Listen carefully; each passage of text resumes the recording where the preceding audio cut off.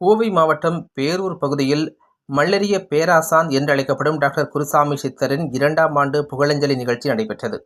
இதில் திரளானோர் கலந்து கொண்டு அவரது திருவுருவ படத்திற்கு மரியாதை செலுத்தினர்.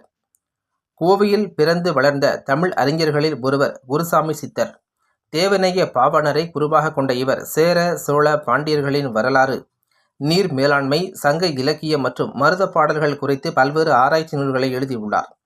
இவர் கடந்த 2 ஆண்டுகளுக்கு முன்பு வயது மூப்பு காரணமாக உயிரிழந்தார். மல்லரிய பேராசார் என்றழைக்கப்படும் டாக்டர் குருசாமி சித்தரின் 2ஆம் ஆண்டு நினைவஞ்சலி நிகழ்ச்சி கோவை பேரூர் பகுதியில் உள்ள தனியார் அரங்கில் நடைபெற்றது.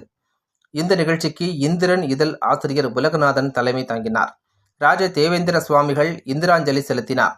அன்னபூரணி குருசாமி சித்தர் வரவேற்புரை வழங்கினார். தொடர்ந்து அனைத்து பொதுமக்களுக்கும் இணைந்து டாக்டர் குருசாமி சித்தர் திரு உருவப்படத்திற்கு மலர் தூவி மரியாதை செலுத்தினர்.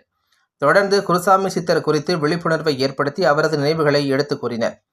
இந்த நிகழ்ச்சியில் வழக்கறிஞர் விஜயகுமார், ராஜமணிமாறன், புலியகுளம் முருகராஜ், பனாமா தங்கவேல், பட்டக்காரர் பிரபுகுமார், அவினாசி சேகர், செந்தூர் பாண்டி, தீப முனியப்பன், ஆசிரியர் ஆறுமுகம், பார்த்திபன் பூவை, குனியமுத்தூர் ராமதாஸ் மற்றும் பலர் கலந்து கொண்டனர் என்பது குறிப்பிடத்தக்கது.